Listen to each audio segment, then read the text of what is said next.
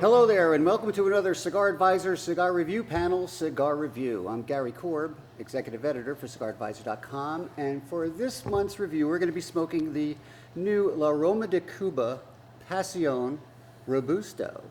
And this is the latest rendition in the series that is made by My Father Cigars in Esteli, Nicaragua.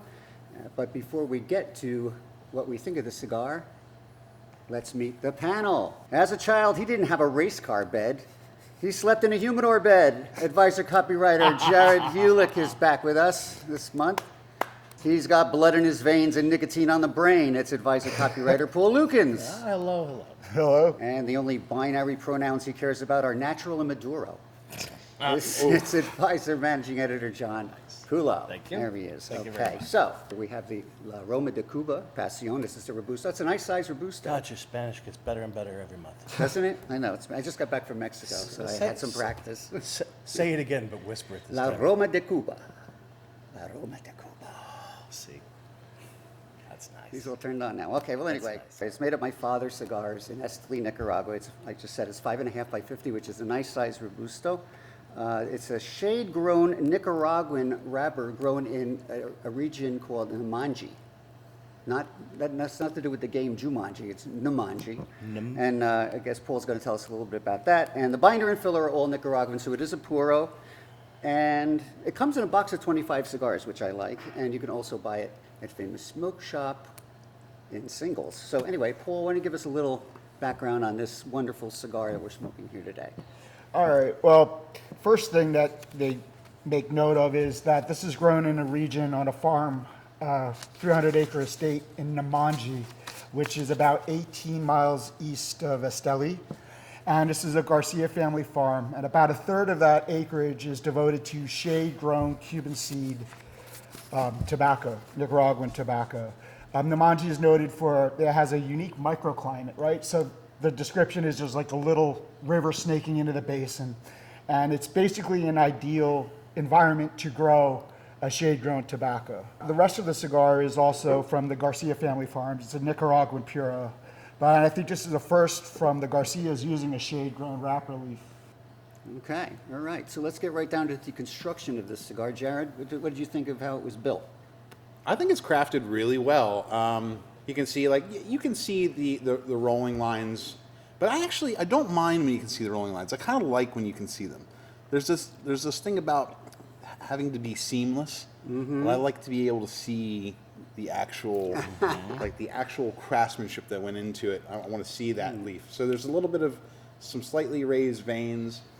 It's got even sometimes a little bit of a rustic appearance to it. It's a little mottled, but it burns straight and perfectly. Yeah. So I don't have any issues with the way it looks, in my opinion. So Yeah, I thought the wrapper was a little thin you think so? in terms of Yeah. shade grown, but it's a little delicate. But mine was pretty flawless, I thought. And I know what you mean about the seamless rolling. I couldn't find the seams either.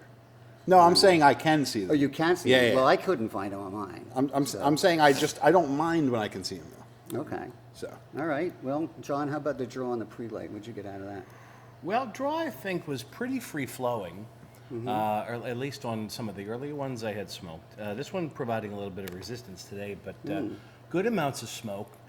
Burn dead on, mostly gray ash.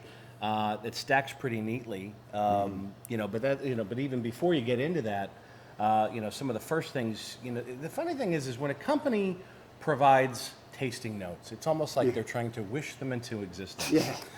And so, I had purposely avoided any of the puff that went with,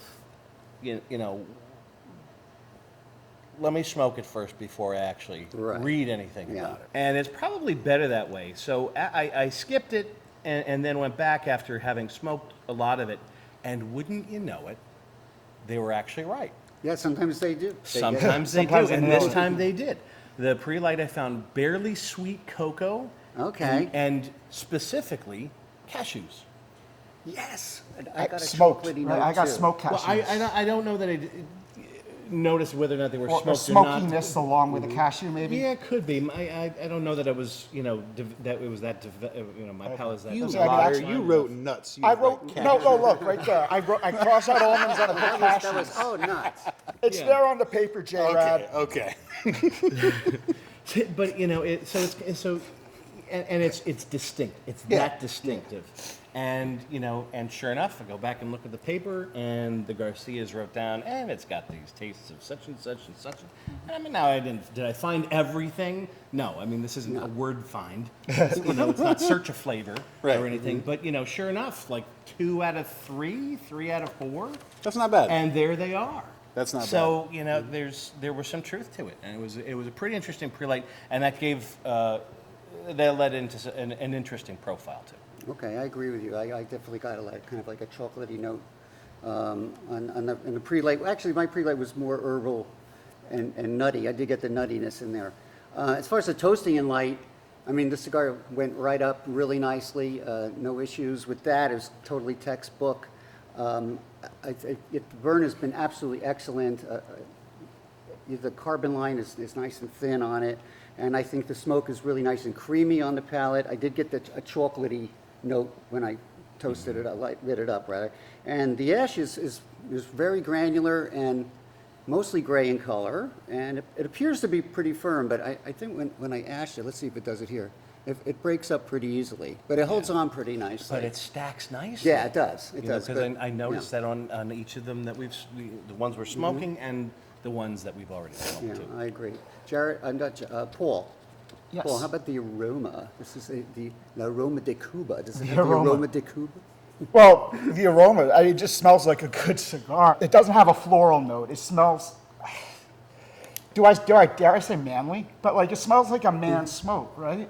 It smells like you would walk into a billiards room or an old study, and this is the kind of like aroma that would be wafting in the air, almost like my grandfather, you know. I get kind of cedar from Well, the aroma here. really? When I I think that's what he's. when I smelled the them. cigar before lighting it, I got a lot of Yeah. cedar, and even on the cold draw, I got some cedar. But just like sitting here and smelling us smoking it, it just reminds me of one of those old men's clubs, secret society type of things. This is that kind of like big stuffed leather chairs, and Right. you know. I get what you're saying. All right. Well, anyway, I'm going to go to John for the retro hail. Yeah. Kind of a mixed bag. I'm not detecting a ton up front. Jared and I were talking about this before. Yeah. So what did you find? So I'm getting a little bit of this, like, it happens very often with cigars that you get a floral note, but there's floral notes in the smoke that you're getting off the palate, but they're amplified in the retrohale. Now, see, okay, and the reason why I wanted you to say that first was because we talked a little bit before, and you had said that there was a floral component. I raised an Yes. eyebrow, Yes, you did. and he called me out on it. I did call you out. It's the eyebrow. But so I have not noticed a floral component to it. Okay. But it is there in the retrohale. Yes. I have to be honest. I have a bad habit. I think I almost always retrohale in some capacity. What do you mean by? Every Like puff. every puff, something is going through my nose, and it's just. Oh, I see. Okay. So I think that might be why. And then if Yeah. I just make a conscious effort to Not. retrohale, then I'm like really picking that up. I see. So I'm getting a little bit through the nose, so I'm getting a little bit of floral, Yep, and yep. then Okay. yeah. I gotcha. All right. Well, anyway, I want to get to the base flavors and Yeah. complexity. I thought, I was getting up front. I was getting some light earth, light chocolate, some brown sugar, black pepper, cashew, and baking spices. I'm just even a little salty. I mean, which I didn't get on the sample, but I would say it's definitely complex in terms of its flavor and strength. It does reveal some significant changes in the middle and last stages. It definitely goes through some changes. How about you, Paul? I got the pepper and I got the spice, which the Garcias are known for. But and you were saying some sweetness and chocolatey. I kind of equated that to more of like a molasses to my Okay, palate. yeah. It's I kind of got like the that too, slow, rich molasses flavor. There was some leather in there, and I found the smoke itself like creamy and kind of chewy. It's prodigious. Yes. Yeah, I like that. How about you, Jared? I gotta say, I think I'm out in left field from what you guys are saying. I'm getting a totally different experience. Like I'm getting kind of like cedar, bread, a little bit of orange peel, and those floral notes. You're smoking this one, right? Yeah, Yes, I'm smoking I this just one. want to. You and your eyebrow, okay? No, but But that's okay. But you know what? Instead of talking about flavor, let me talk about what I feel like it reminds me of, which is kind of like a blend between, like almost a marriage of Corojo and Connecticut. Okay. I can almost We were accept talking that about that view. earlier, right? Yeah. So I was wondering about the influence of this shade-grown leaf from Namanji, this magical place, right? And I was wondering what influence that this shade-grown tobacco had on the blend. And I thought, magical, you know, they got this magical little river and the little tobacco elves coming out and harvesting this Little great leaf. elves kind of So along the shore. No, I've gone a little off the track, but it let's kind of put rounds this it way. out, right? So let's put it this way: a Connecticut is Lighten up, John. it's cedary and creamy, right? And a Corojo has that lightly sweet, those floral elements, and I'm Yes. getting both of those. Okay. So to me, it's like a marriage of a Connecticut and a Corojo. If you are familiar with what those two wrappers taste like, that's to me. I'm getting wildly different flavors than you, Gary, and that's okay though. That's totally okay. Absolutely. Yeah, I find totally it pretty okay. consistent. John, Yeah. how about you? Still trying to get over tobacco elves. It's magical. No, like they live in a little tree. It's okay. Interesting that you bring Corojo and Connecticut into this discussion. One thing that I think we have not been making a big deal about is that whenever somebody talks about Garcia cigars, they talk about spice. Oh, spice. You did mention that, you know, obviously if it's a Pepin cigar, It's going to have some it's going to have spice. some. You know, the cocoa, I agree with everybody. It's faint. I think it's not like an outstanding factor. The spice, which is probably pretty more, it's a little more faint than I would have It's subtle. expected. It's definitely subtle. It's subtle until about halfway. I will say Yeah. that. About halfway, that really picks up. But even so, then it's like a mild wings kind of spice. It hits the palate, and it finishes kind of short. Like it doesn't hang around a long time. It's not. Yeah. It's not sitting there for a long time. You know, Not what it you'd just- expect from the Garcia. Well, Yeah. it almost brings to mind when you're describing it, almost like the My Father Connecticut. Like, a because way. there's the Pepin spice, but it's toned down Yeah, and more accessible. It's not like a full bore, pedal to the metal Pepin. Yes. It's with a little Like- more yeah, nuance. like maybe. think- So Yeah. it's like kind of like a Corojo and a Connecticut. You're saying? Hey, as long as it's from the magical place in Namanji, anything's Yeah, right, possible. right. No, I'm kidding. I kid. Yeah, I but kid. but I what's nice about it though is it because I have a hard time comparing it to other Pepin cigars because it's really a Aroma de Cuba. Right. And I think it's probably blended to fall within that kind of taste range. And I will say, I mean, it evenly distributes those big flavors. You know, the cocoa, sometimes it's sweet, sometimes it's not. But in neither cases, it's very overbearing or anything. No. The spice is there, but again, not overbearing, kind of like mild wings. The nuttiness is very pronounced. And I think it's mostly spice and wood, like cedar towards the end. I would say like the flavors are kind of layered, wouldn't you? I mean, Yeah. Yeah, I'd say so. they're layered. They I'd play agree with with each that. other a little bit, but it I'd agree with that. I found the finish to be kind of on the dry side. Oh, yeah, there's Definitely the dry dryness. cedar type Yeah, of finish. so, Yeah. but anyway, we're going to sum it up, and I tell you what, I think that, pardon me, Don Pepin Garcia's vision of La Roma de Cuba has been spot on since he took over the manufacturing of the brand in 2008. And I really like this Pasion Robusto for its range of flavors, its complexity, its medium to full body. It was smooth, it's balanced, it's chewy. It offered up all the flavors that I personally like in a cigar. And I like trying new tobaccos, so that's why I thought this shade-grown wrapper from Namanji, it seemed to pair so well with the core tobaccos, and that was a big plus for me. And I believe that just about any cigar smoker could enjoy this cigar because it never agree. goes over the top in strength. And I really can't recommend it highly enough. And I'm even adding the Pasion Robusto to my best of the year list. So that's my opinion, yes. Okay, John, how about you? Heady. Those are heady words. Yes, I liked it that much.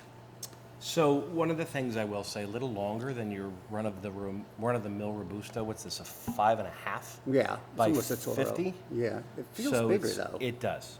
So I mean, that's a plus coming out of the gate. Mm-hmm. La Roma, it sounds weird to call it a sleeper cigar, Yeah. but I mean, when was the last time you heard somebody make a really big deal about La Roma de Cuba? Right. It's Yeah. it's been That's true. it's been a while.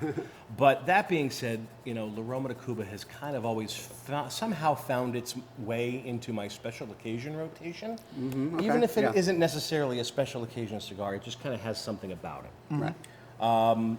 So will this fall into your special occasion spot? I think, like Gary said, it's more accessible. So if you are less experienced or less discerning, this is probably going to find its way into that place for you. Genuinely, it's a genuinely nice smoke. Yes. It's I mean, more enjoyable, than pleasant. that, yeah. Very I mean, pleasant. wicked slow burner, and it gets a little spicy kick near the end. So it's certainly going to show off a couple of surprises, I think, before you. All right, Jared. Yeah, and pull on the heels of what you're saying. It doesn't overstimulate, and I love that about the cigar. It doesn't overstimulate, and it balances perfectly, preventing boredom without burning you out. Like it's a nice everyday smoke. Right. Like this is something you can light up every day and almost any time of the day. Like yeah. I agree. It's morning right now, and this isn't really hitting me at all. I think I if like you're that about looking it. for an everyday cigar and something a little bit different from maybe the My Father camp, or like Pulo said, a La Aroma to get excited about, this is definitely it. All right. Well, Paul, since you got it started, I'll let you have the last word. Alrighty. Well, my great cigar experience number 3 in my life was my first experience with Don Pepin Garcia. Someone had gifted me a My Father, and that was a real oh wow moment for me. And since that time, I kind of became a fanboy of his blends. So this cigar would be great for people who love Pepin Garcia because Definitely. it's a Garcia family blend, but it's kind of like a horse of a different color, if you will. It's also great for fans of Nicaraguan puros or somebody who wants to try a Nicaraguan cigar. Maybe you like a little fuller-bodied Dominican, right? But you haven't tried a full Nicaraguan yet. It's definitely an approachable cigar, touching on Jared's point and John's. It's approachable. It's not going to overpower you, and you can have it any time of day. The nicotine's not so overpowering that you're going to get the shakes if you're smoking it on an empty stomach. You can have it with a cup of coffee or after a porterhouse. So, I think, it's going to be a staple in my rotation. All right. Well, High I guess praise. that pretty much wraps it up. So remember, you'll find the La Roma de Cuba Pasion and all the other fine La Roma de Cuba cigars at famous-smoke.com. And for more cigar advice and news and reviews, please follow us at cigaradvisor.com. You can also follow us on Facebook and Instagram and Twitter, and of course on YouTube, where you can like this video. Thank you very much. And please make sure you subscribe to our YouTube channel and hit the notification bells. So every time we upload a new video, you'll get it first, okay? So also thanks to John and Paul and Ringo and Jared, and Thank you. I'm Gary Korb, and we'll see you on our next Cigar Advisor Cigar Review panel, Cigar Review.